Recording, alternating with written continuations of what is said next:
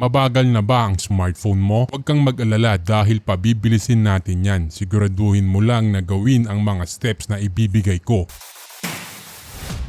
Una, dapat mong buksan ang settings ng iyong Android phone. Hanapin ang About Phone mula sa listahan ng mga option at i-click ito. Sa About section, hanapin mo naman ang build number o ang version ng iyong phone tulad ng MIUI version. Depende na lang yan sa brand ng device mo. Pwede mo din tong mahanap sa pamamagitan ng search bar at i-type lang ang build number. Pagkatapos, kailangan mo tong i-click ng 7 beses para ma-enable ang developer options. Ang function kasi nito ay dito mo maa-access ang advanced features ng iyong Android device. Pwede mo din tong gawin sa tablet as long as Android. Bago tayo magpatuloy, ito nga pala ang Mask Mobile at ako ang inyong mobile coach. Bibigay ako ng mga smartphone tips at recommendations. Kaya kung kailangan mo ng tulong ko, mag-subscribe ka na at i-comment ang problema mo para makagawa pa ako ng video kagaya nito. Ngayon, pabilisin na natin ang phone mo. Once na ma-enable mo na ang developer option, may lalabas na you are in developer mode.